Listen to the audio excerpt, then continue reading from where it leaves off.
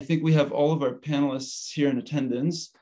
I'm just going to cross check. Yep. Okay. So I think we'll transition into Spanish now and kick off this next panel.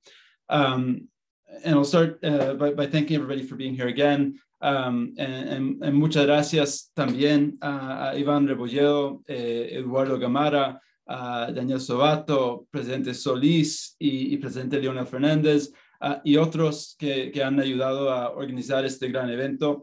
Mi nombre es Guy Mettel y soy el director ejecutivo de Global Americans. Global Americans, como muchos aquí ya saben, es un think tank con oficinas en Washington que se dedica al fortalecimiento de las relaciones entre los Estados Unidos y el resto de las Américas y el Caribe, enfocándose más que todo en temas de derechos humanos, el desarrollo y la democracia. Hoy, antes de la 9ª Cumbre de las Américas en Los Ángeles, California, queremos abrir una conversación sobre lo que quieren ver América Latina y el Caribe en la cumbre, desde el punto de vista de un sector amplio de la región. Durante este evento los invito a todos a utilizar la función de pregunta y respuesta si tienen una pregunta o una experiencia para compartir. En un momento seguiré con una introducción de nuestro panel, pero de nuevo, si alguien en la audiencia quiere preguntar algo, por favor, no duden en usar la función de pregunta y respuesta.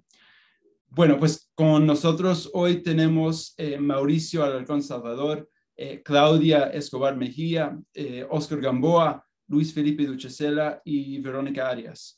Un poquito más sobre nuestro panel.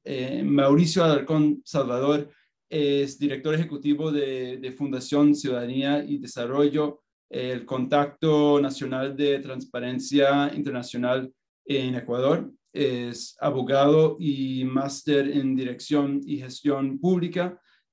Fue miembro suplente de la Asamblea Nacional Constituyente de Ecuador y asesor constitucional en el Consejo de Participación Ciudadana. También Mauricio es fellow del Centro para la Democracia, el Desarrollo y el Estado de Derecho de la Universidad de Stanford. Claudia Escobar Mejía es abogada y profesora distinguida de la Universidad de George Mason en Virginia, Estados Unidos. También dirige la organización no lucrativa Be Just, la cual se dedica a promover el Estado de Derecho a través del fortalecimiento de las instituciones del sector justicia y también apoyar iniciativas anticorrupción. En Guatemala, Claudia ejerció como jueza de instancia y magistrada de apelaciones y por su compromiso con la democracia y la libertad, la búsqueda de la independencia judicial y la lucha contra la corrupción, fue reconocido con el Democracy Award por la organización National Endowment for Democracy en una ceremonia bipartidista en el Congreso de Estados Unidos en 2017. Luis Felipe Duchesela es el asesor principal para asuntos de los pueblos indígenas para la Agencia de los Estados Unidos para el Desarrollo Internacional, USAID. Luis Felipe asesora a USAID en asuntos relacionados con los derechos, necesidades y aspiraciones de los pueblos indígenas a nivel internacional.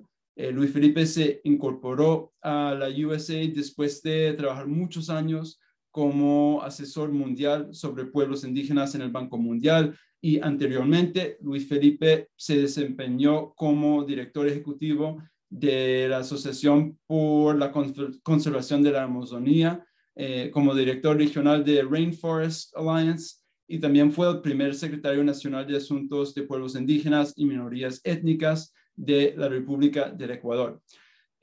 Oscar Gamboa es actualmente ministro consejero en la Embajada de Colombia ante los Estados Unidos. Oscar ha sido gobernador encargado del departamento de Chocó. Se ha desempeñado como director del programa presidencial para la población afrocolombiana y director de la Comisión Presidencial para el Progreso y Propuestas en Beneficio de la Población Afrocolombiana, Palanquera y Raizal. Actualmente también ejerce de nuevo y por solicitud de un grupo de alcaldes como director ejecutivo de la Asociación de Alcaldes de Municipios con Población Afrodescendientes. Y finalmente, Verónica Arias es la asesora de la Coalición de Ciudades Capitales de las Américas sobre el cambio climático, liderando las negociaciones globales por los gobiernos locales en los marcos de las Naciones Unidas.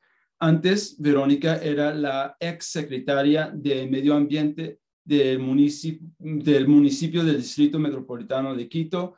Verónica fue reconocida en 2020 como una de las 100 líderes latinas más influyentes en materia de cambio climático, y también en 2020 fue reconocido como una de las 10 mujeres líderes más importantes de Ecuador. Bueno, ahorita empezamos con nuestras preguntas y quiero empezar con una pregunta para todos, empezando quizás con nuestro querido amigo Oscar Gamboa. Oscar, el mantra de la 9ª Cumbre de las Américas es construyendo un futuro sostenible, resiliente y equitativo, bajo el cual se contemplan los siguientes 5 pilares temáticos: salud y resiliencia en las Américas, nuestro futuro verde, acelerar la transición a la energía limpia, transformación digital y gobernanza democrática. ¿Cuál de estos pilares parece más complicado para instituir el cambio requerido y cuál te da más esperanza? Y también, pues, ¿cómo pueden hacer que la cumbre de Los Ángeles sea una cumbre de éxito? Buenos días y muchas gracias, Ray, a colegas del panel. Me honra mucho compartir con ustedes este momento. Bueno, empezando por la última parte de la pregunta de cómo considero que sea una cumbre exitosa, la que estamos a puertas de realizar en Los Ángeles.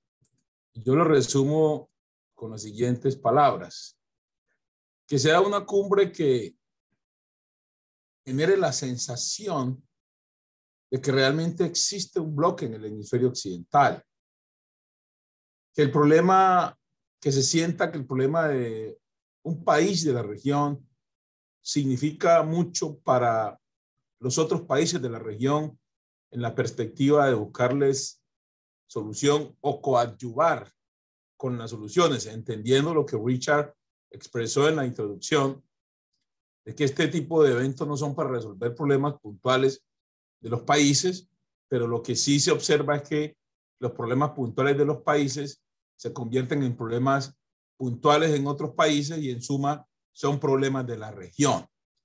Segundo, que realmente en la cumbre haya una agenda y unos resultados que reflejen el sentir de los pueblos. Claro, observo los 5 temas, los 5 topics que se han planteado, pero hay que conectarlos un poco con las realidades del día a día de la gente, porque a veces encuentra unos títulos o subtítulos que dan la sensación de que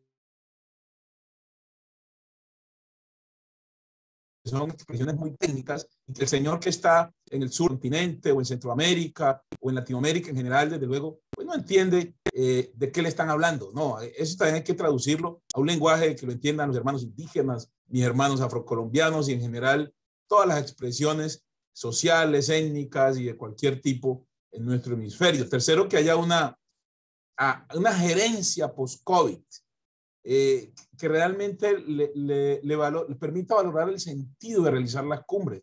Y para ello necesitan que entidades como la CAF, el Banco Interamericano de Desarrollo, pues lideren la implementación o materialización del statement, porque a veces pues las cumbres dejan unos statements muy esperanzadores, pero las ejecuciones de esos statements son a su vez desesperanzadores.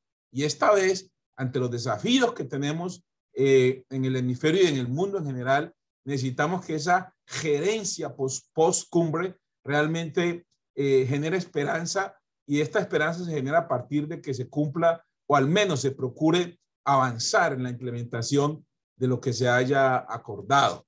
Y la primera parte de la pregunta de estos temas, ¿cuál es el más desafiante? Pues indudablemente la gobernanza democrática, porque pues estamos viendo que claro, la democracia nos permite diferir, la democracia nos permite discrepar, pero la democracia también nos impone que en la diferencia hay que construir. Y lo que estamos observando es que en nuestro hemisferio hay algunas expresiones de gobernabilidad y gobernanza que obviamente plantean ideologías diferentes a las que tradicionalmente imperaba en nuestro hemisferio, y esto no nos ha servido para practicar la democracia, que es en medio de la diferencia trabajar por sacar nuestras naciones adelante, y más bien se han convertido en verdaderos tinglados de boxeo para estar en un escenario que francamente desdice mucho del concepto de la democracia misma.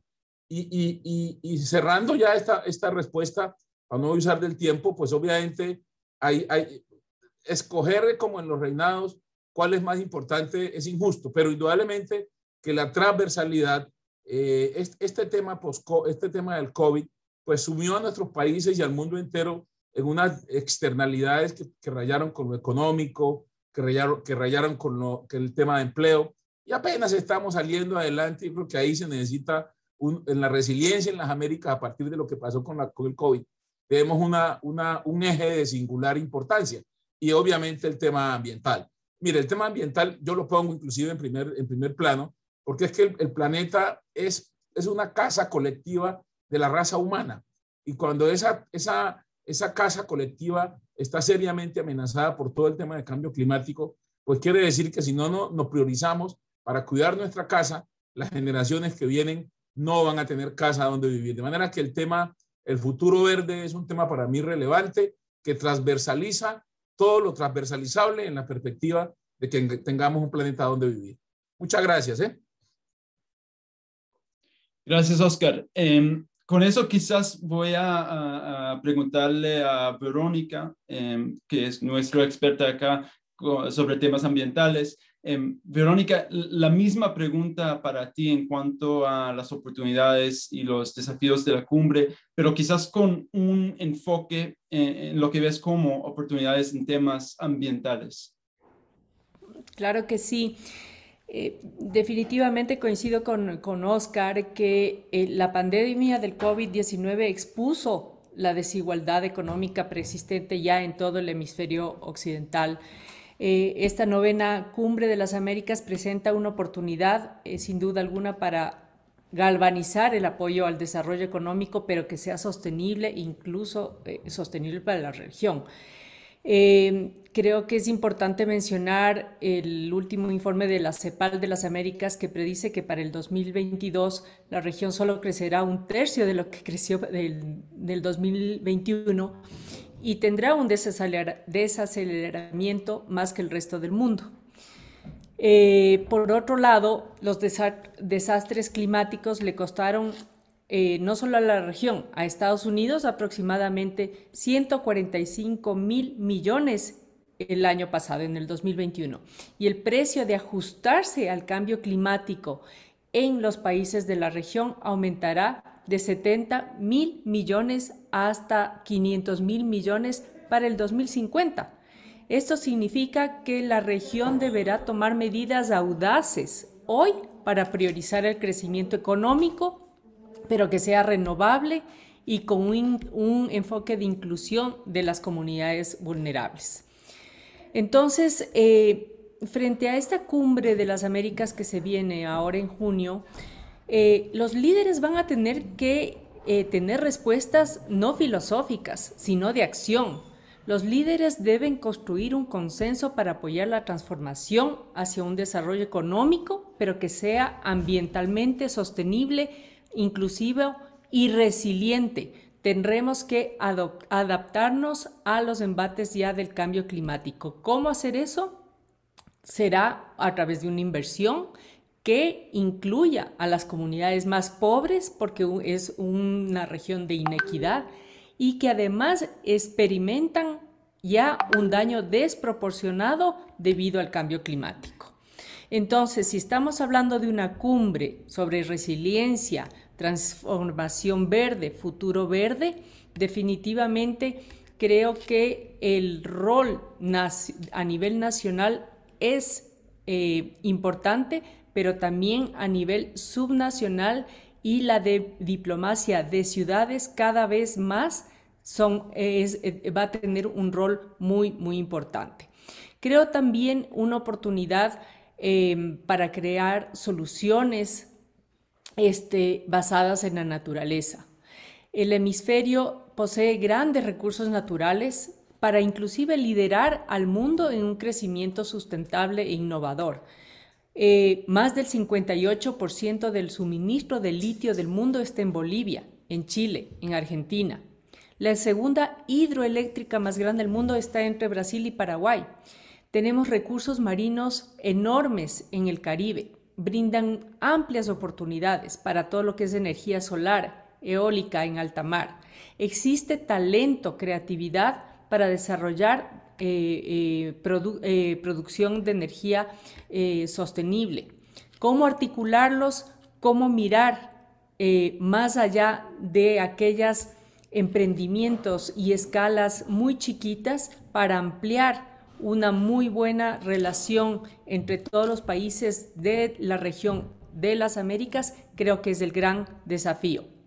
Y como mencionaba, la evolución de una diplomacia mundial de relaciones internacionales en una diplomacia de ciudades, que son aquellas que están en la primera línea, porque son las que enfrentan la migración, el cambio climático, los problemas de COVID, etcétera, no puede esperar que los gobiernos nacionales lo resuelvan todo. Las ciudades pueden ser incubadoras de mejores prácticas, de mejores iniciativas y de mejores oportunidades que puedan y que son, de hecho, están más cercanas a la comunidad. Gracias. Gracias, Verónica. Luis Felipe, Oscar habló sobre los pueblos indígenas, entonces quiero darte la palabra con esta misma pregunta. Ahora eres el arquitecto de un nuevo programa de USAID, la política para promover los derechos de los pueblos indígenas, el PRO-IP. ¿Cómo pueden los líderes en la cumbre establecer una serie de lineamientos o estrategias para que puedan ser más efectivas al relacionarse con los pueblos indígenas e incorporarlos en los procesos de diseño de sus programas? Muchas gracias, Guy, y un placer estar aquí, un privilegio estar con los panelistas y los demás participantes. Sí, bueno, quiero también responder un poquito a la pregunta general que hiciste, ¿no? Yo veo que el pilar más complicado es definitivamente la gobernanza democrática, pero paradójicamente pienso que la segunda parte de tu pregunta de cuál me da más esperanza, tengo que decir que es la gobernanza democrática. O sea, lo que quiero decir con esto es que a pesar de que es lo más complicado, pienso que debemos todos depositar nuestra esperanza y nuestro ánimo en mejorar esa gobernanza democrática para bien de los países de las Américas, ¿verdad? Ahora, yo pienso que para que exista esa gobernanza democrática tiene que haber una serie de factores, como todos sabemos, ¿no? Pero uno de los factores importantes es la participación y la inclusión de los distintos sectores sociales de un país. El uso de un enfoque y una estrategia de diálogo muy, muy diferente al que los gobiernos han venido usando hasta la fecha. Tiene que cambiar radicalmente las estrategias de diálogo con la población civil, con la sociedad civil, con miras a que haya esa verdadera participación e inclusión. Y en ese sentido, pienso que los gobiernos deben hacer un esfuerzo importante. Yo me atrevería a decir que deben priorizar, prácticamente todos los países de América Latina deben priorizar un diálogo serio respetuoso, sostenido con los pueblos indígenas y con los afrodescendientes de nuestro continente. Pienso sinceramente que esto es un tema olvidado, es un tema descuidado y es un tema muy mal manejado por los gobiernos. Y no es cierto que hay países en América Latina que pueden sentirse eximidos de hacer esto en virtud de que dicen, no, es que la población de mi país, la población indígena de mi país es del 5% y los afrodescendientes son el 1%, el 2%, etcétera, etcétera, etcétera. Esa es una falsa creencia porque resulta que los pueblos indígenas pueden ser un porcentaje bajo en algunos casos, en otros casos es un porcentaje importantísimo, como el caso de Guatemala, Perú, Bolivia, etcétera. Pero tomemos el caso de Colombia, por ejemplo, donde quizás el 5% de la población es indígena, pero a través del proceso, de un proceso serio de reconocimiento de los derechos de los pueblos indígenas, cerca del 25% del territorio colombiano es legalmente de los pueblos indígenas y afrodescendientes. Entonces, yo quisiera, y quizás en la siguiente ronda de preguntas, Guy, podemos ahondar más, pero yo pienso que los pueblos indígenas y los afrodescendientes han sido descuidados especialmente en el aspecto que Verónica muy bien lo mencionó y otros panelistas, que es el desarrollo económico. Le tenemos miedo al tema de desarrollo económico al toparlo con los pueblos indígenas y pienso que debemos perder ese miedo. Y los pueblos indígenas nos pueden ayudar a los países, nos pueden ayudar a los países enteros a tener una visión dramáticamente diferente sobre el desarrollo económico. Un desarrollo económico sostenible, un desarrollo económico más humano, un desarrollo económico respetuoso con la naturaleza, un desarrollo económico respetuoso con nuestras culturas. Y más allá todavía, los pueblos indígenas, como sabemos, manejan grandes sectores de la economía, ¿no? Proveen de alimentos a las ciudades. Las estribaciones orientales de la cordillera de los Andes en Perú son café producido grandemente por pueblos indígenas. Y así podemos seguir con muchos otros productos. Quisiera parar ahora, pero sí me gustaría en una próxima ronda de preguntas profundizar más sobre esto, porque pienso que hay una oportunidad que se está perdiendo al no enfrentar seriamente el tema de los pueblos indígenas y los afrodescendientes en una cumbre como la que va a haber en Los Ángeles. Muchas gracias. Gracias, Luis Felipe. Claudia, voy a enviarte la misma pregunta. ¿Cómo podemos hacer que la cumbre de Los Ángeles sea una cumbre de éxito? Y quizás otra más. Ya sabemos los pilares temáticos de la cumbre. ¿Hay algún tema o algunos temas que no estén en la agenda, pero debería de estar? Hola, buenas tardes. Gracias por la invitación para compartir con ustedes algunas inquietudes desde mi perspectiva. Bueno, mira, creo que los temas que se han planteado y que la cumbre pretende abarcar son bastante complejos y necesita de distintas estrategias para poderlos abordar. Sin embargo, desde mi perspectiva, lo más complejo es en realidad promover la gobernanza democrática. Ya lo decían algunos de los expositores antes que yo, como Oscar Gamboa en este panel, que este es uno de los temas tal vez con mayores desafíos. Porque además existe un reto importante y creo que es algo que tiene que ser muy visible, que es la lucha contra la corrupción.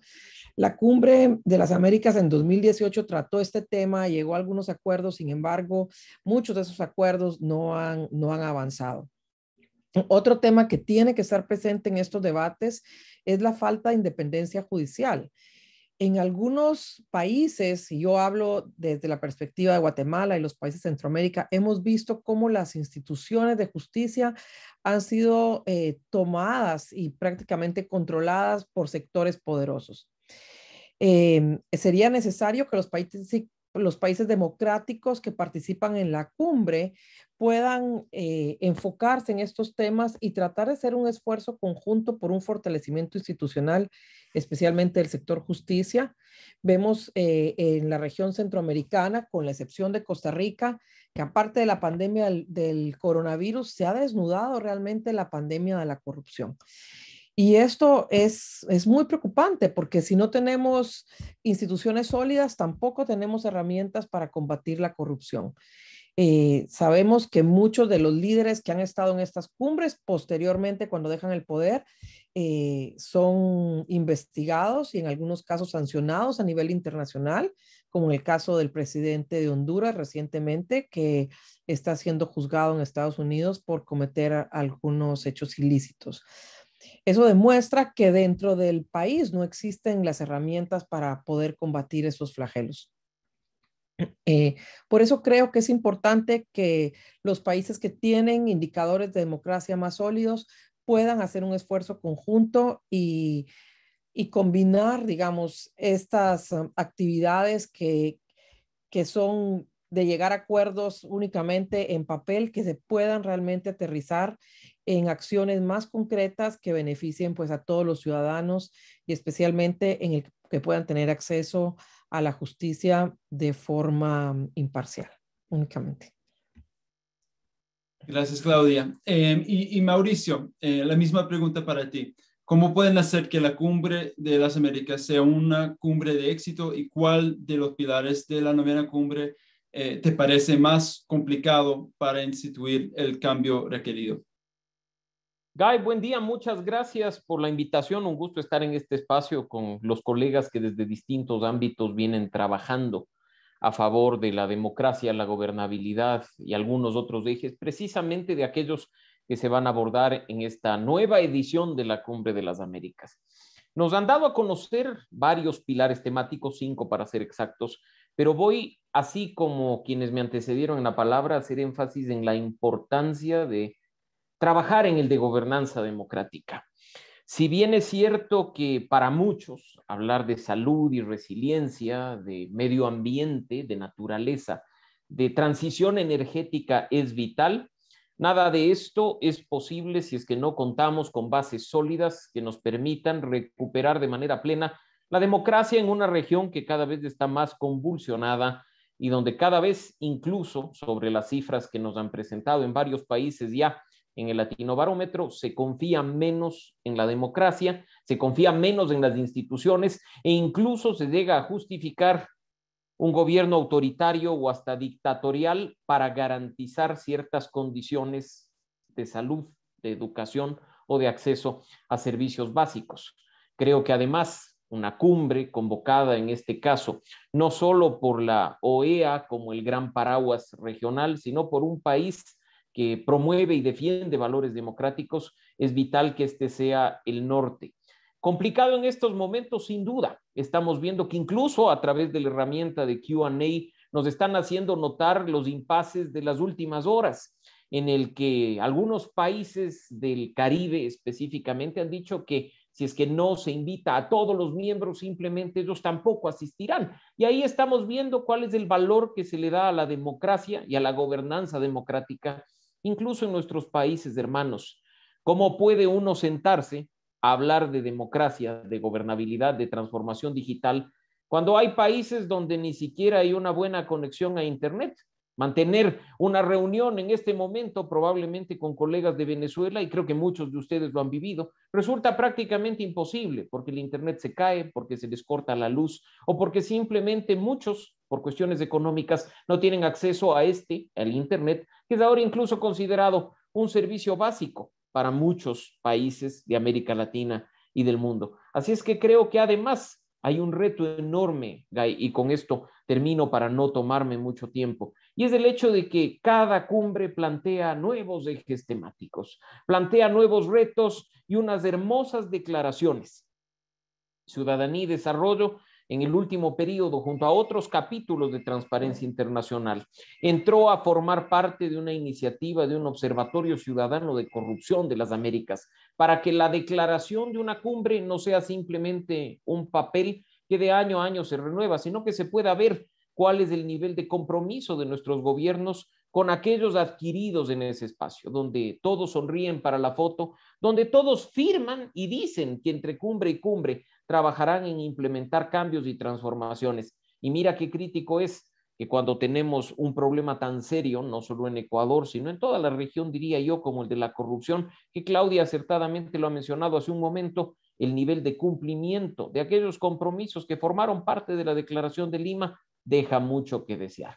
Yo creo que hay, en lugar de estar abordando nuevos pilares temáticos, nuevos temas o nuevos compromisos, establecer un mecanismo permanente de seguimiento y de monitoreo serio y real de lo que nuestros gobiernos cada cierto tiempo firman, porque los principales perjudicados de aquellos compromisos incumplidos no son, como ya lo decía Claudia, gobernantes que incluso después son perseguidos por la justicia al estar involucrados en cierto tipo de casos, sino los ciudadanos, que tenemos un interés de recuperar la confianza y la credibilidad en nuestras instituciones y sobre todo de recuperar la confianza y la credibilidad en la democracia, que como ya se dijo en su momento, con todos los defectos que tiene, sigue siendo el mejor sistema de gobierno que conocemos.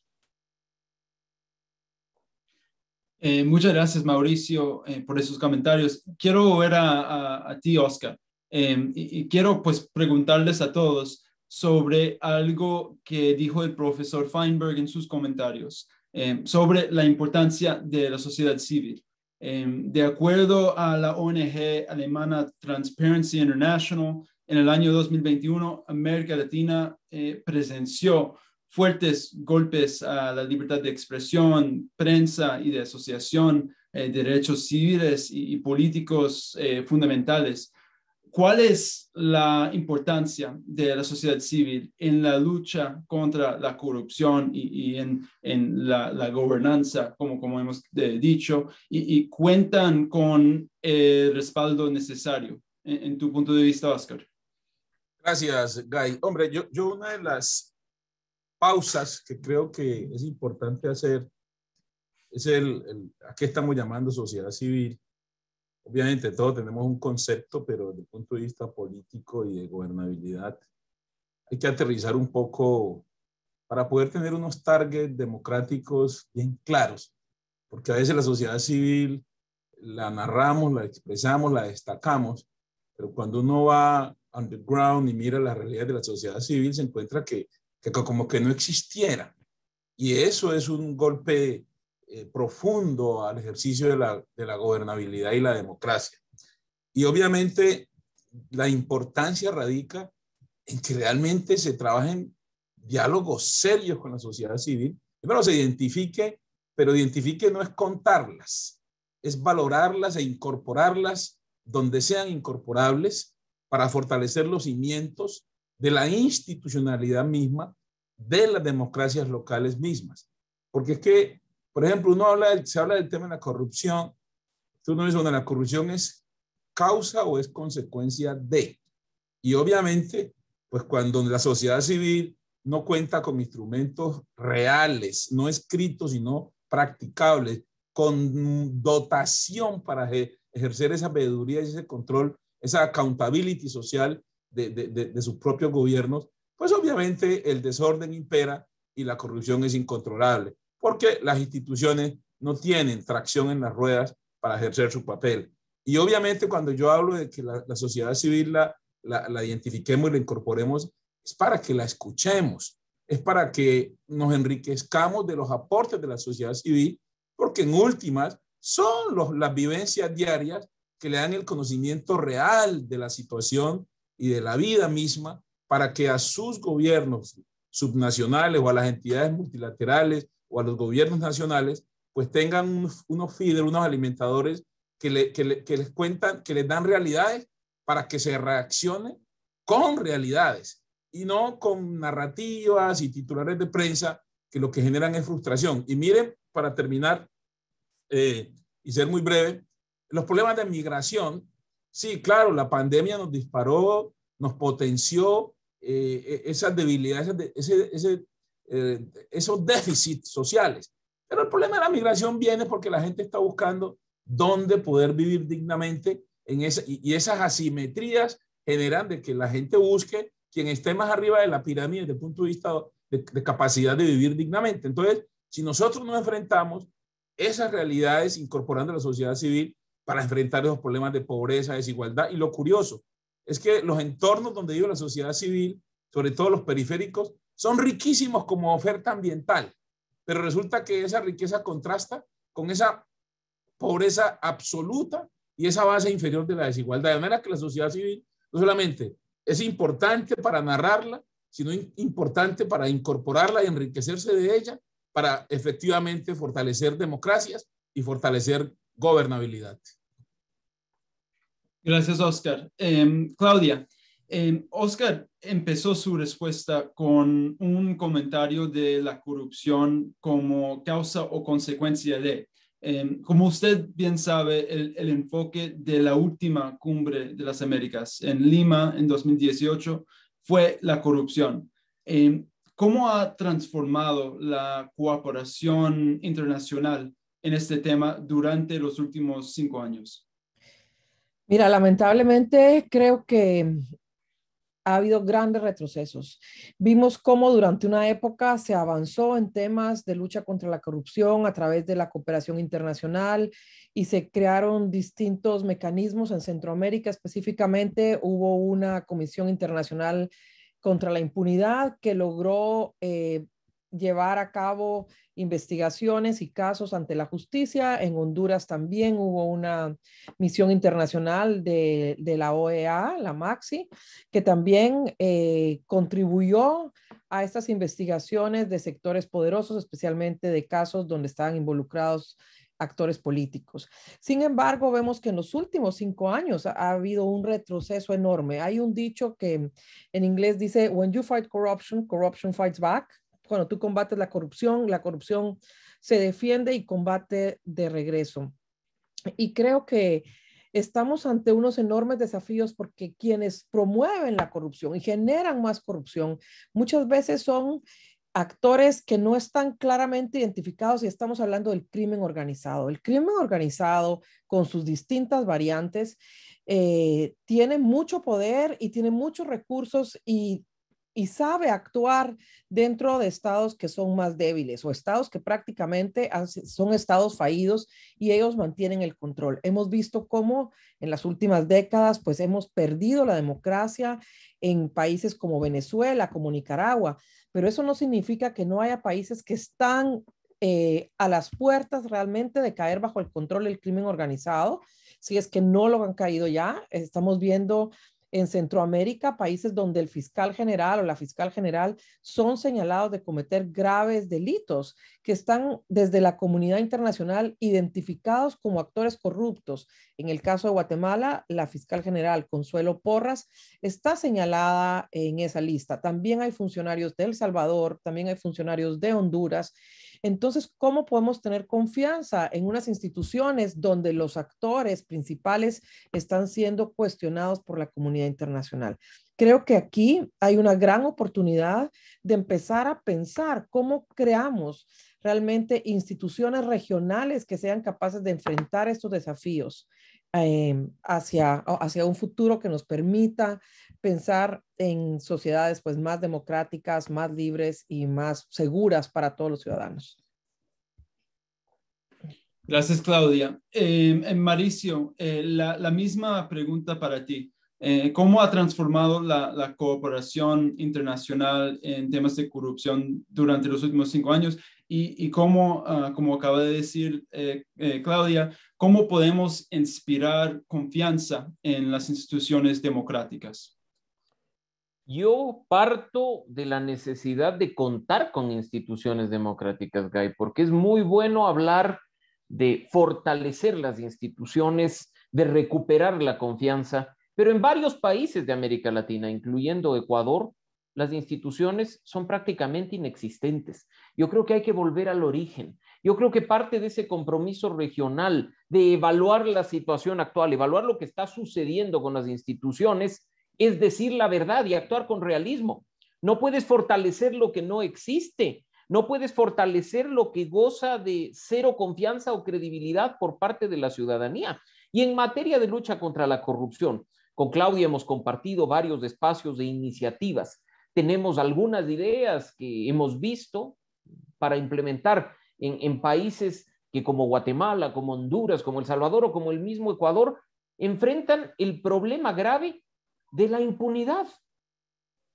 Instituciones que existen, pero cuyas autoridades no dependen del Estado de Derecho y de la aplicación de la ley, sino de mandatos establecidos por los órganos políticos, entiéndase partidos o movimientos o incluso otras instancias de poder, que no pueden actuar de manera independiente o que incluso por sus nexos políticos actúan de manera discrecional, poco objetiva e incluso con un sesgo, que utilizan las instituciones como un sistema de premio y castigo. Este tipo de cuestiones tienen que ser abordadas con responsabilidad en la cumbre, porque de nuevo, no puedes trabajar en algo cuyo cimiento está carcomido. Si uno regresa a ver en la región, el problema que uno puede narrar de Ecuador o que Claudia nos pueda contar sobre Guatemala es perfectamente replicable en otros países y se ha tratado no solo de reaccionar cuando la situación es irreversible, sino también de prevenir. Y ahí entra la cooperación internacional.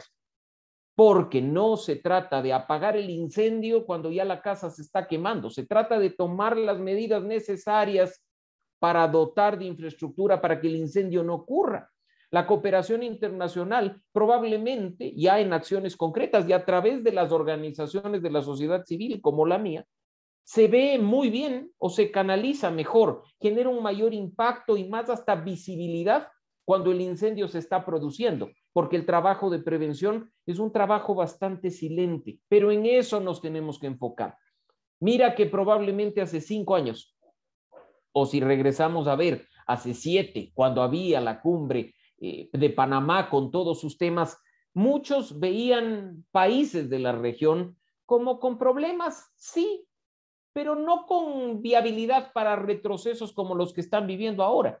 Mira la situación de El Salvador, mira la situación en este momento de Perú, o lo que puede pasar en Colombia frente a lo que se ha venido discutiendo podría constituir una amenaza.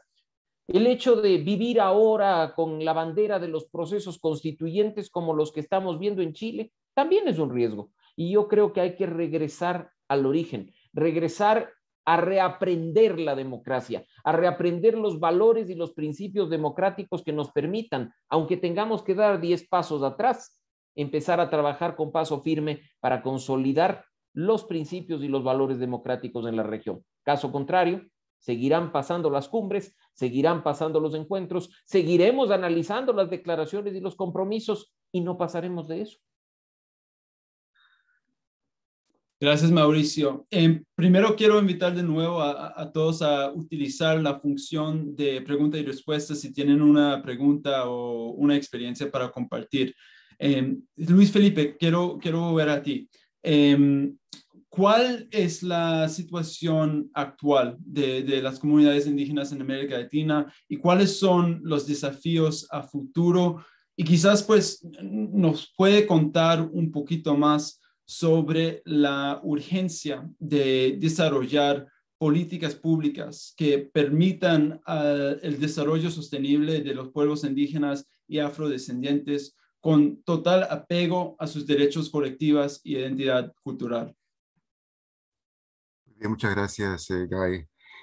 Sí, yo quisiera enfatizar de que cuando hablamos de sociedad civil, muchas veces metemos a los pueblos indígenas y afrodescendientes como si fueran parte de toda la ciudadanía, lo cual somos parte de esa ciudadanía, pero tenemos que diferenciar y tenemos que reconocer que los pueblos indígenas y los afrodescendientes, especialmente en América Latina, los afrodescendientes, tienen derechos colectivos reconocidos por Naciones Unidas y tienen, en muchos de los casos, derechos constitucionales en sus países que hace que ellos tengan un papel muy diferente en la sociedad civil. Yo, de hecho, pienso que una recomendación para la cumbre es que incluyan a una delegación de pueblos indígenas y afrodescendientes, por lo menos para que puedan escucharlos y puedan conocer justo la pregunta que tú me haces, que se la hagan directamente a ellos ante los presidentes del hemisferio. Contestando tu pregunta, Los pueblos indígenas y afrodescendientes habitan y protegen territorios gigantes en nuestro continente, llenos de biodiversidad, recursos naturales y culturas ancestrales. Pero asimismo, y por esta misma razón, son las víctimas principales de actividades ilegales, tala ilegal de bosques, narcotráfico, minería ilegal, y también de proyectos de desarrollo legales que no son sostenibles, ¿no? Que no son sostenibles, que contaminan el ambiente, que destruyen la naturaleza, que conllevan gravísima deforestación, por ejemplo, en la Amazonía. Y además son víctimas de violencia y criminalización.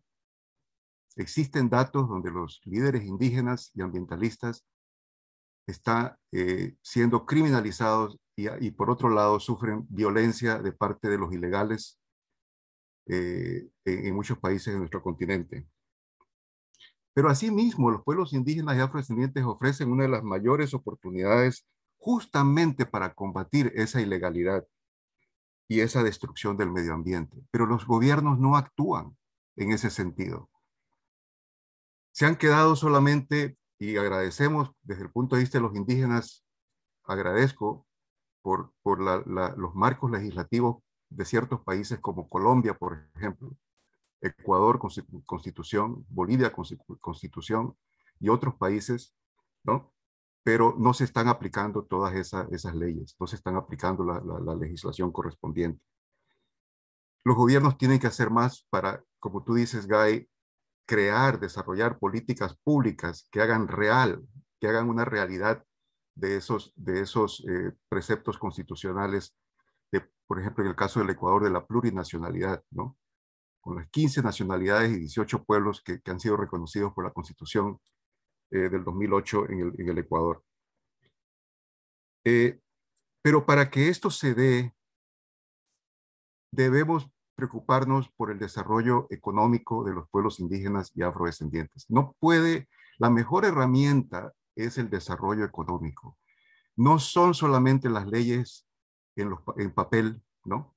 Que está bien, es un avance importantísimo, las declaraciones, la declaración de la OEA, excelente, pero tenemos que convertir eso en una realidad y la única forma de empoderar realmente a los pueblos indígenas es a través de sus economías, pero no sus economías vistas desde el punto de vista de los no indígenas, no sus economías desde el punto de vista estrictamente occidental del sistema capitalista, sino de un sistema capitalista del siglo XXI, un sistema capitalista más avanzado, un sistema capitalista más equitativo, un sistema capitalista que promueva la democracia representativa en nuestros países.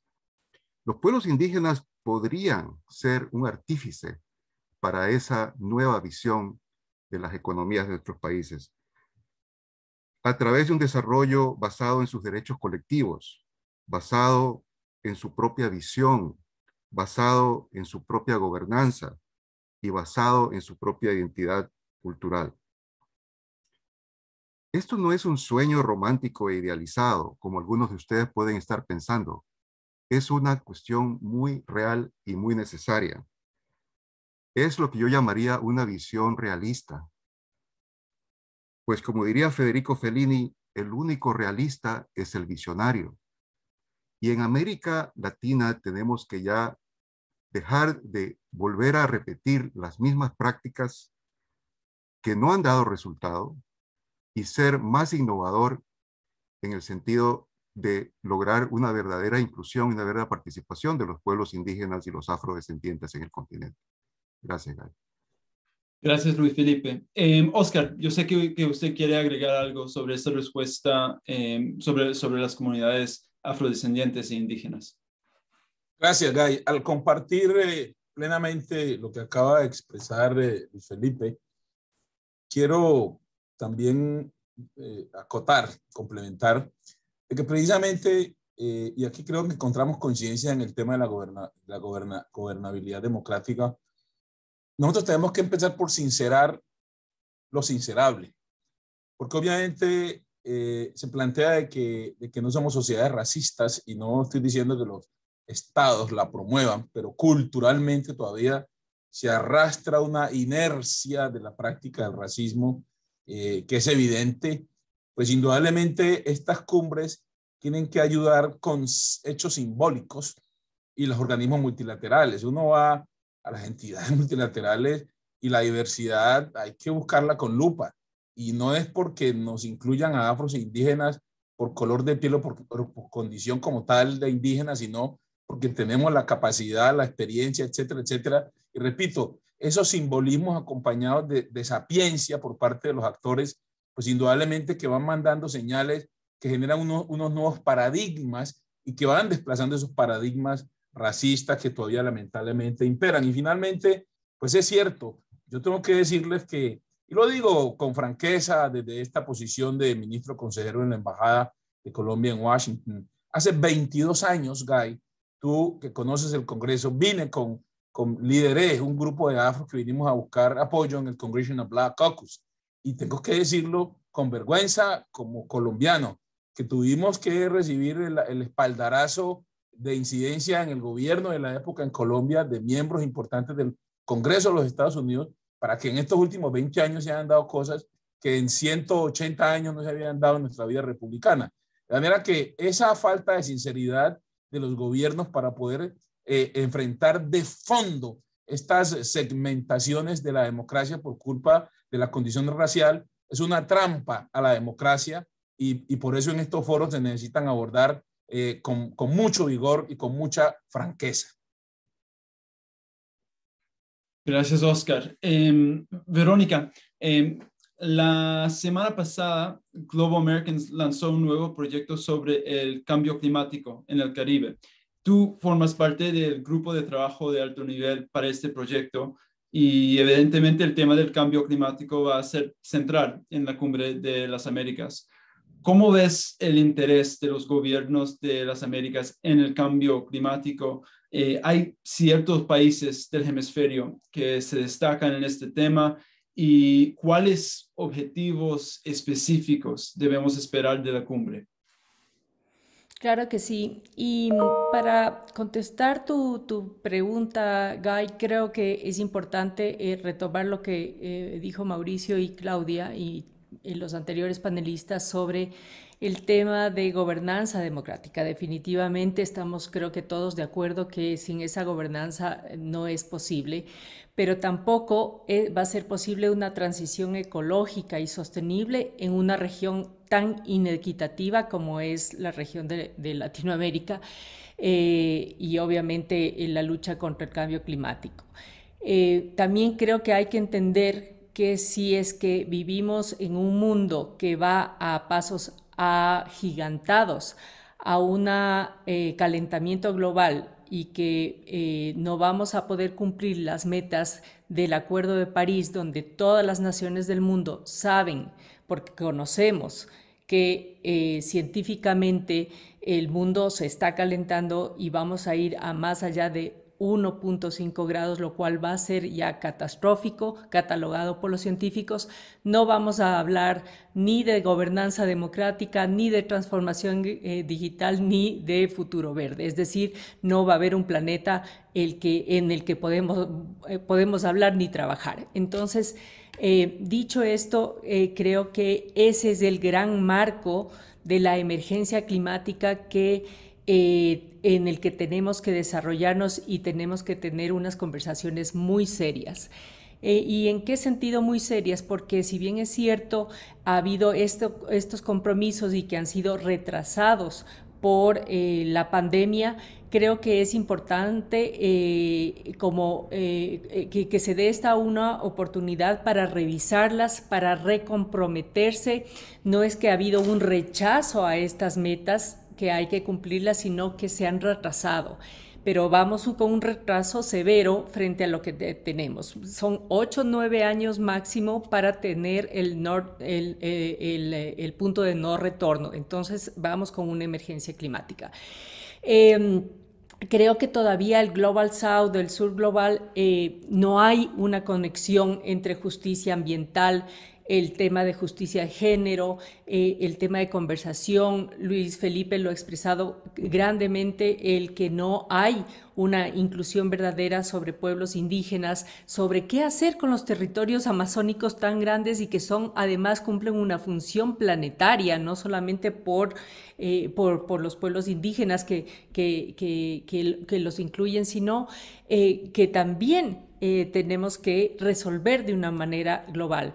Entonces, cuando hablamos de la tecnocracia, no puede estar centrado en las soluciones de papel para liderar un problema como la deforestación, por ejemplo, sino que también deben incluir precisamente a la sociedad civil, a los pueblos indígenas, el tema de enfoque de género, que son muchas veces las mujeres, precisamente las que más sufren con el tema de agua, con el tema de calentamiento global, con el tema de la agricultura, etcétera, y que son temas que yo no veo en agenda, por ejemplo, que van a ser tratados, ¿no? O que están siendo tratados.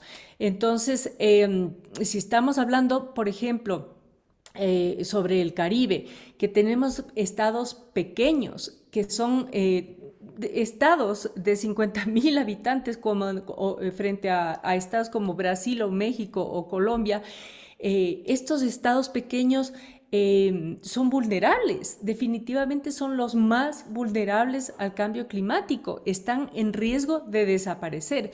¿Cómo hacer esto o cómo elevar esas voces justamente para que se tomen en cuenta dentro de un marco mucho más general, regional, sobre este tipo de cosas, ¿no? Entonces, si estamos hablando de agricultura y de seguridad alimentaria, que por ejemplo el Caribe casi no tiene ya bosques, casi que no tiene territorios porque han sido devastados o desarrollados, por ejemplo, por los grandes resorts, etcétera. Entonces, estamos hablando de una posible migración muy fuerte y que el resto de las Américas, y digo de las Américas porque ahí estamos desde el norte al sur involucrados, ¿qué vamos a hacer con todos los problemas que se vienen no solamente en el Caribe, sino Centroamérica? Centroamérica estamos viendo que los huracanes vienen con más fuerza cada vez y que las inundaciones están generando un problema de las áreas rurales hacia otros países. Entonces, quienes no podamos ver esa articulación de lo uno con lo otro, inclusive hablando de seguridad en las fronteras, va a significar hablar de gobernanza democrática, va a significar hablar de una política pública sobre migración, sobre agricultura, sobre refugiados climáticos, es decir, cosas que tienen que irse ya hablando en una agenda global y con acciones concretas y, como mencioné, no filosóficas, que sean inclusivas, que sean equitativas y con esa visión de urgencia climática. Gracias, Verónica. Luis Felipe, tenemos una pregunta de parte de la audiencia que dice: en la agenda oficial de la cumbre, ¿qué prioridad se le da al tema de comunidades indígenas? ¿Nos puede contar un poquito más cómo podemos mejorar los diálogos con los pueblos indígenas y afros?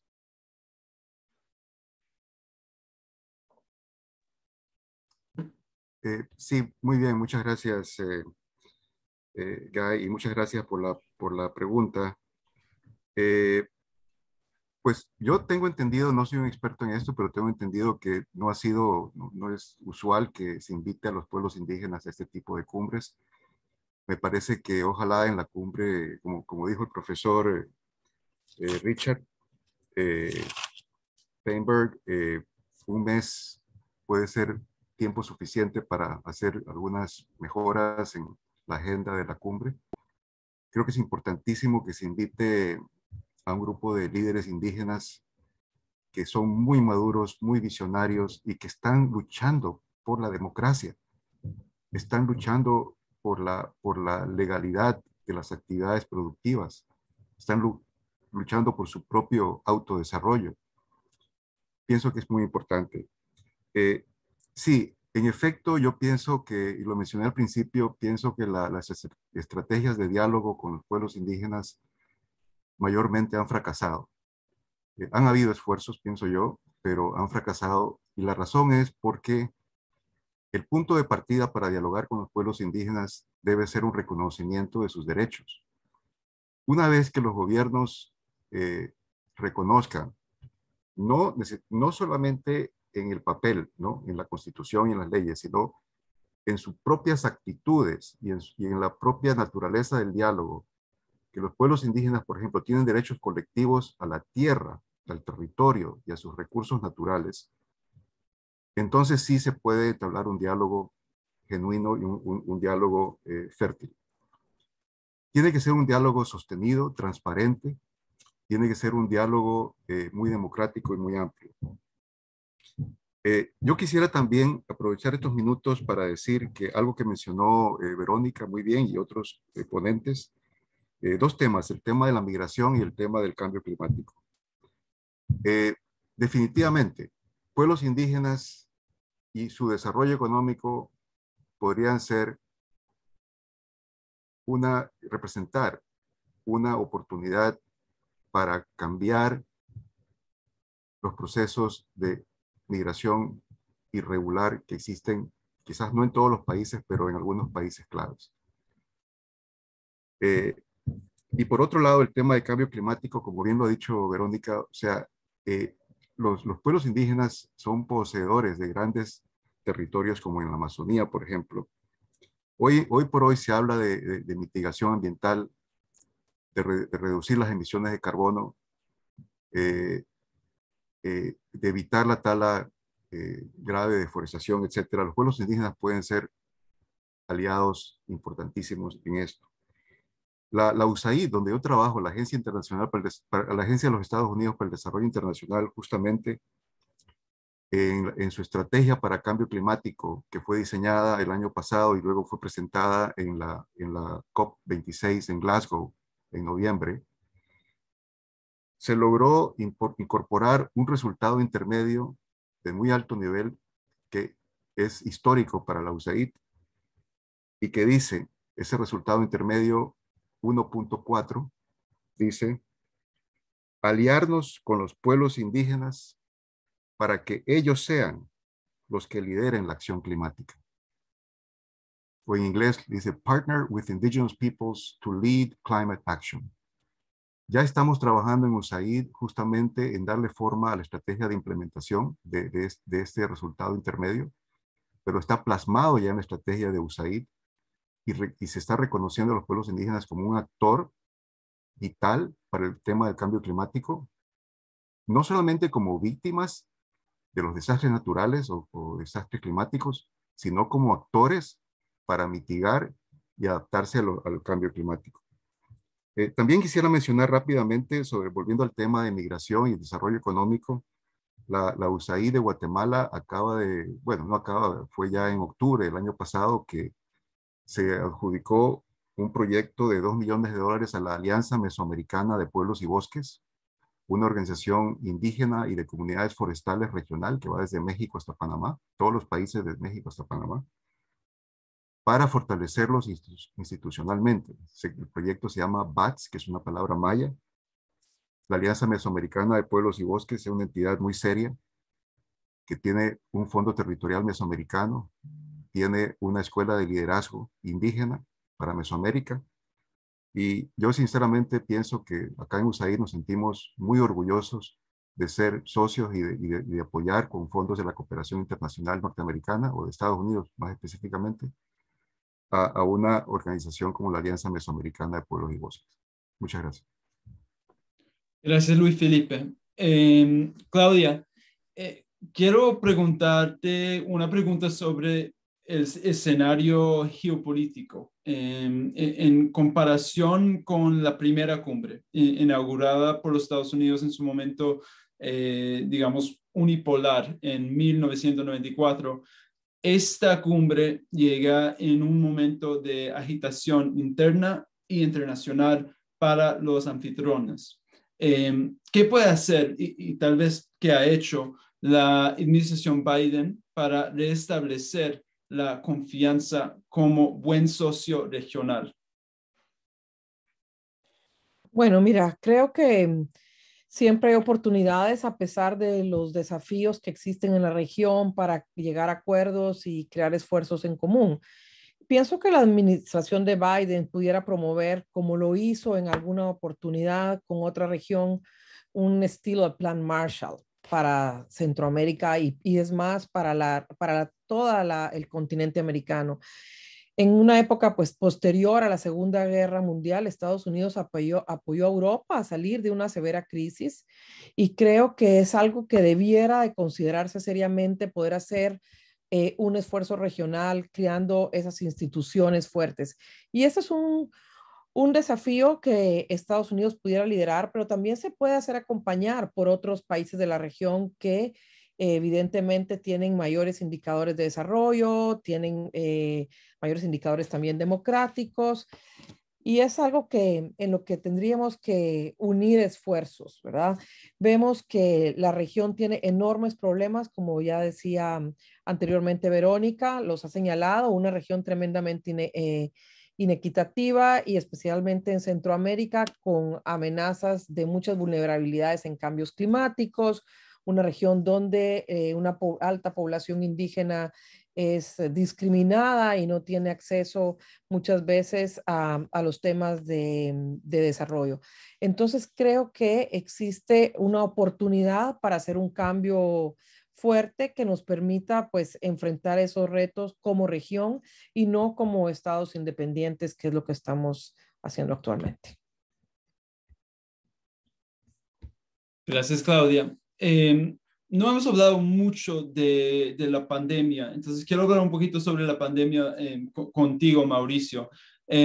Al principio de esta conversación, hablamos de las deficiencias democráticas en el hemisferio. Quiero preguntarte sobre estas deficiencias durante la pandemia. En cuanto a los resultados sanitarios, económicos y de gobernanza, las Américas, la pandemia les tocó posiblemente peor que a cualquier otra región.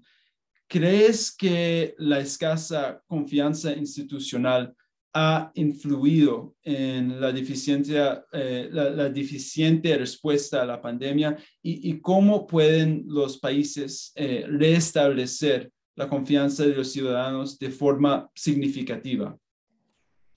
Qué gran pregunta, Guy, porque si uno revisa lo que ha sucedido en nuestra región en el marco de la pandemia, en función de los índices que, por ejemplo, han salido en los últimos años, los últimos 2 años, referidos a la situación del espacio cívico, del Estado de Derecho o incluso la calidad democrática, se va a dar cuenta de los retrocesos. La pandemia constituyó, por un lado, la razón, pero por otro, el pretexto para que ciertos gobernantes activen su chip antidemocrático y restrinjan derechos y libertades ciudadanas. El abuso en los estados de excepción o en los estados de emergencia. Además, el abuso en las contrataciones de emergencia, entre comillas, sobre pretexto de la pandemia, con su vinculación a escándalos de corrupción en toda la región, así como el acceso privilegiado de manera anticipada al tema de las vacunas, insisto, dejó en evidencia la debilidad institucional de todos y cada uno de nuestros países. Pero creo que no únicamente eso, porque si bien es cierto que hay países más o menos exitosos en vacunar a sus ciudadanos, también se dio una vez más una muestra de los poderes geopolíticos que están detrás. Estados Unidos apoyando a ciertos países con el tema de la vacunación, no acudiendo al llamado urgente de otros que, como Ecuador, considerados prioritarios y unos grandes aliados en Sudamérica, no fueron oportunamente atendidos para dar paso a nuevamente vínculos con China, que nos guste o no, sabemos las consecuencias que traen. En el caso ecuatoriano, China es quien salvó el proceso de vacunación y permitió que el gobierno de Ecuador cumpla con ese objetivo de vacunar a 9 millones de ecuatorianos en los 100 primeros días de gobierno, de un nuevo gobierno que inició el 24 de mayo de 2021. Así es que la pandemia ha dejado en evidencia muchas de estas cosas y, como tú bien dices, muy relacionados con la debilidad institucional. Mira que, por ejemplo, casos de corrupción que van desde el sobreprecio en la adquisición de insumos médicos para atender la emergencia, hasta la compra de vacunas privilegiadas, pasando por los kits de emergencia y hasta el otorgamiento selectivo de bonos con fondos de cooperación internacional, han sido denunciados por sociedad civil, por periodistas de investigación, pero trabajados muy selectivamente por las fiscalías, lo cual es terrible, porque sigue dejando en impunidad un tema que debió recibir atención prioritaria. No se diga derechos fundamentales como el del acceso a la información pública, porque hablar de libertad y movilidad sería un absurdo, pues sabemos que había restricciones de movilidad en todos los países, pero ¿por qué se dejó de atender el derecho de acceso a la información pública? En unos países estableciendo, por ejemplo, barreras formales, en otros con cuestiones de facto, en el que no podemos atender, pues porque no estamos en las oficinas, en la casa, no tenemos archivos, limitando incluso la posibilidad de tener acceso a datos básicos sobre cómo avanzaba la atención de la emergencia en cada uno de nuestros países.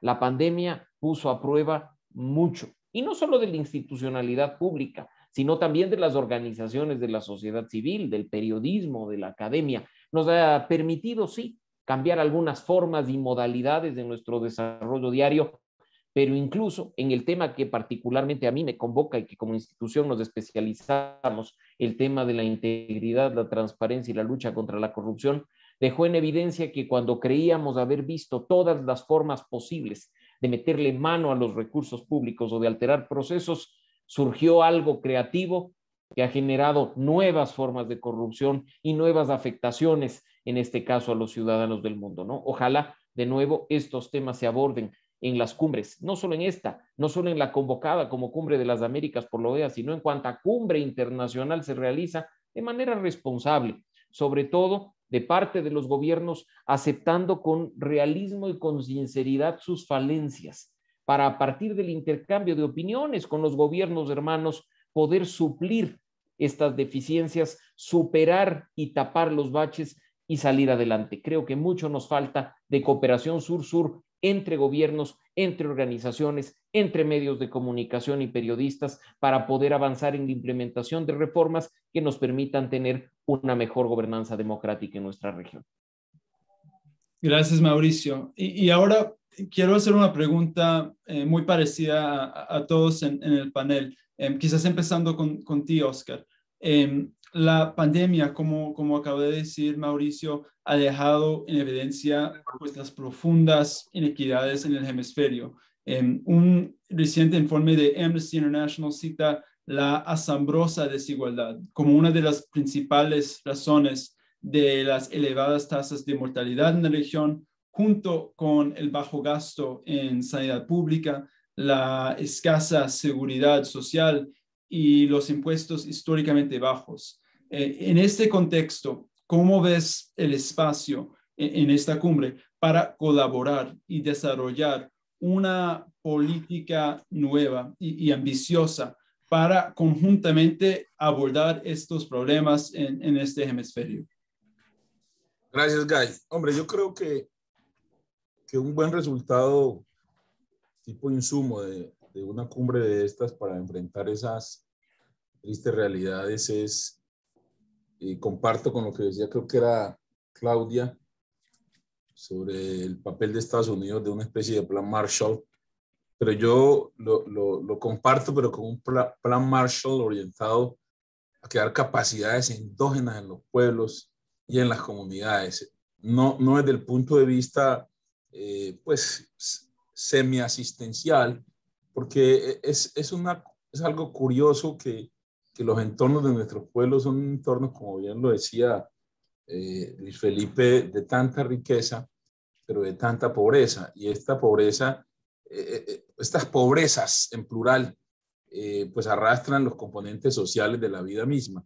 De manera que yo creo que un gran aporte a enfrentar estructuralmente esto es dotar de capacidades a las comunidades según sus entornos, dotar de capacidades también, ese desde el punto de vista técnico frente al issue que su entorno plantee, pero también fondos iniciales para emprender el viaje y obviamente tener una asistencia técnica continua hasta que ya las comunidades tengan vuelo propio desde el punto de vista de sostenibilidad de sus mismos procesos. Mientras nosotros no empoderemos desde el punto de vista de que sean los arquitectos de la construcción de presente y futuro, pues vamos a tener un esquema de dependencia que es vulnerable, que es gelatinoso, permítame esa expresión, y que según coyunturas se acentúa o se desacelera. Y esto tiene que ser algo tan constante que no tenga un retorno, porque los retornos es regresar la historia. Y regresar la historia de la pobreza a la desigualdad es conspirar contra las democracias, conspirar contra las sanas convivencias y obviamente conspirar frente a la vida. Gracias, Oscar. Claudia, yo quiero hacerle la misma pregunta. En esta cumbre, en el contexto de todos los problemas que hemos identificado en este evento, en este panel, ¿cómo ves el espacio para colaborar y desarrollar una política nueva y ambiciosa para conjuntamente abordar estos problemas en el hemisferio? Mira, eso depende un poco de quiénes sean los actores que tomen el liderazgo, porque si existe voluntad política se puede lograr y se ha visto en anteriores oportunidades que cuando hay enormes desafíos y voluntad política se logran superar y crear esfuerzos en conjunto que pueden dar avances, ¿no? Sin embargo, hay situaciones en las que hay otros intereses en juego y estamos en un ambiente pues bastante complicado con sociedades altamente polarizadas y politizadas y creo que tenemos que poner esos factores también en la ecuación para saber si se puede o no se puede lograr esfuerzos conjuntos. Por eso creo que aquí va a depender de los liderazgos más fuertes, de los que tengan más credibilidad y que puedan llevar a la mesa un esfuerzo para hacer una agenda conjunta de los desafíos que enfrenta la región y como decía Mauricio al inicio de esta charla, que vaya más allá de meras declaraciones, sino que se cree un esfuerzo por darle seguimiento a esos acuerdos y cómo se van a hacer prácticos para beneficio de todos. Gracias, Claudia. Y Mauricio, ¿nos puede contar un poquito más sobre los desafíos de la polarización, como dijo Claudia, de crear un esfuerzo para llegar a un acuerdo en la cumbre? Cuando hablamos de una cumbre de las Américas, cuando hablamos de las áreas que de tanto en tanto se establecen como prioritarias, no deberíamos ni siquiera hablar de polarización o posiciones extremas, sino simplemente de quienes están con la democracia y la libertad y quienes no. No hay medias tintas. Yo creo que mucho de lo que desde varios frentes de la sociedad civil hemos venido reclamando es que este tipo de actividades no son meramente diplomáticas con el objetivo de, como lo señalé hace un momento, tomarse una foto, firmar un documento, abrazarse entre unos y otros y regresar a su país y seguir haciendo lo mismo. Cuando en un país al interior, con sus instituciones, hay dificultades para garantizar las libertades y los derechos básicos de sus individuos, a muchos no nos queda otro que el camino internacional. Cuando en esa instancia internacional existen problemas porque no se abordan con la seriedad suficiente las situaciones que en cada uno de los países miembros se viven, es que tenemos este perverso juego de simplemente vernos, abrazarnos, firmar y hacer que este ciclo no dé resultados. Probablemente a muchos de ustedes les suene muy crítico o muy pesimista lo que estoy diciendo, pero creo que para transformar un espacio tan importante como el de la Cumbre de las Américas en algo que realmente valga la pena, no solo para la ciudadanía, sino para los propios gobiernos, es siendo realista, teniendo con mucha claridad lo que ha venido sucediendo en los últimos ciclos. Y como lo dije al inicio de esta intervención, teniendo claro que no hay posiciones intermedias, o se está con la democracia y la libertad, o no se está con ella, o se garantizan los derechos de los ciudadanos, o se los viola.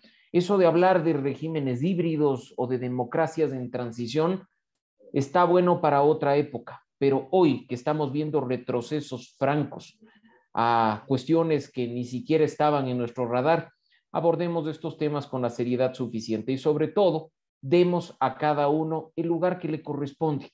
En los espacios democráticos no hay cabida para autoritarios, totalitarios o dictadores. Tiene que haber cabida para aquellos que sí creen en la democracia, en la libertad, en sus principios y valores fundamentales y, por supuesto, en la integridad, en la transparencia de una garantía seria de luchar decididamente contra la corrupción. Gracias, Mauricio. Quiero terminar donde empezamos. Verónica, como dijo el profesor Feinberg al principio, un mes es mucho tiempo en el mundo diplomático. ¿Cómo podemos hacer la cumbre un éxito en el próximo mes? A ver, yo creo que van a permanecer dos hechos. La pandemia y la recuperación económica va a ser un hecho, por tanto la deuda no se va a ir, pero vamos a tener que invertir sí o sí en resiliencia y eso va a ser muy costoso. Yo creo, por experiencia y por lo que he visto, la agenda climática, un New Deal for Nature, puede ser una agenda de colaboración muy atractiva. Va más allá de las ideologías políticas de izquierda, de derecha, es algo que enfrentamos ante un gigante común y que puede ser una agenda que convoque a todos. Y eso se ha visto a lo largo y a lo ancho de la región y a nivel mundial.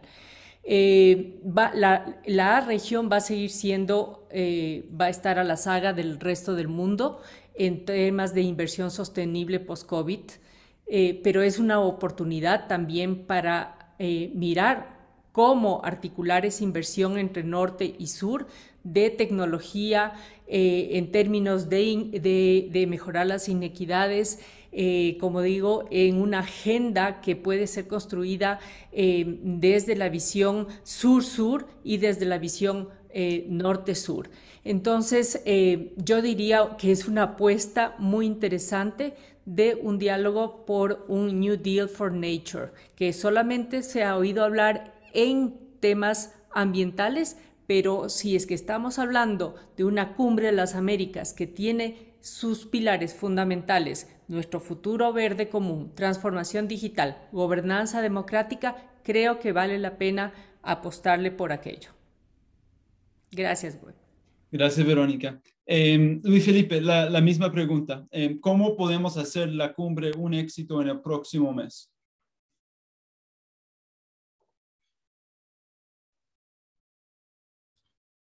Sí, muchas gracias.